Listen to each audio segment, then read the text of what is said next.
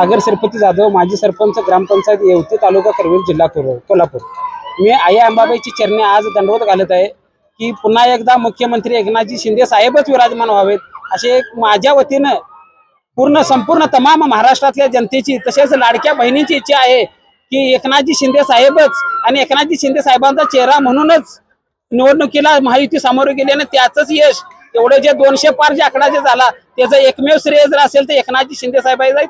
आणि माझं या निमित्तानं सांगणं आहे भाजपच्या ज्येष्ठ नेत्यांना की एकनाथजी शिंदे साहेबांचा चेहरा म्हणूनच आपण इलेक्शनला सामोरे गेलो, तसंच तुम्ही एकनाथजी शिंदे साहेबांना मुख्यमंत्री करून परत एकदा महाराष्ट्रातली मनं जिंकावी असं माझं प्रामाणिक मत आहे। काय नेमकं तुम्ही एकनाथ शिंदेच्या तुम्ही एवढं काय बघताय? एकनाथजी शिंदे साहेब हे सर्वसामान्यांचं नेतृत्व आहे।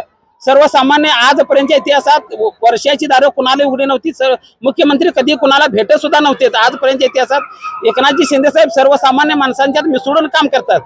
प्रत्येकाच्या घरी प्रत्येकाची संपर्क प्रत्येकाची संबंध 2 वर्षातला पक्ष संघटना असेल, 2 वर्षात जेवढी संघटना बांधवली ते असे जनतेच्या मनात आहे की ही शिवसेना 50 वर्ष हे चालवतात का काय, अशी माणसाच्या लोकात एक भावना, त्यांची संघटना असेल, त्यांची एक वैशिष्ट्य सांगतो, आजपर्यंत एकनाथजी शिंदे साहेबांच्या जे संघटनेत सामील झाला, आमदार असतील, खासदार असतील, पदाधिकारी असतील, आजपर्यंत इतिहासात कोणही त्यांच्यापासून गेलाय नाराज होऊन आलेला आहे असं कधीही बघायला मिळालेलं नाही।